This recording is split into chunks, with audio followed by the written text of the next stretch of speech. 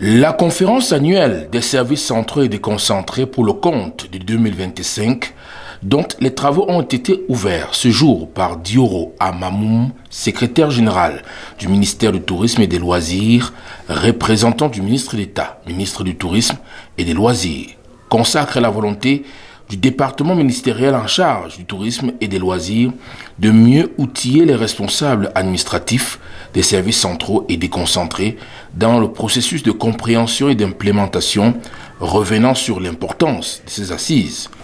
La présence assise, vous l'avez certainement compris, se tient dans un contexte particulier marqué par notre volonté commune de démontrer que le tourisme peut être un moteur de construction de la paix, un vecteur de cohésion, un levier de développement et de vivre ensemble.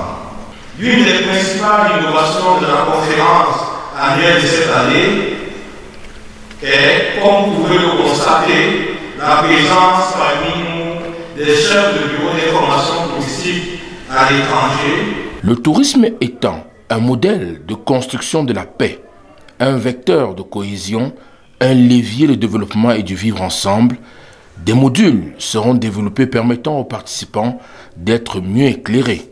Il faut dire aujourd'hui que l'éthique et la déontologie administrative pour la performance dans le secteur du tourisme est un thème d'actualité.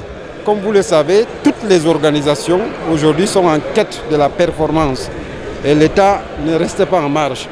C'est donc dans ce cadre que le ministère du Tourisme et des Loisirs a, en droite ligne avec les directives que j'ai rappelées, a décidé d'inscrire ce thème-là dans le cadre de notre conférence de services centraux et déconcentrés. Le tourisme est un secteur porteur de richesse et de création d'emplois. Nous constatons paradoxalement que en ces deux périodes où le tourisme, le Cameroun a été en fait classé zone rouge dans certaines chancelleries, les entreprises touristiques n'ont pas cessé de se multiplier. Ce qui montre qu'il y a donc la commande et la demande du tourisme, même intérieur.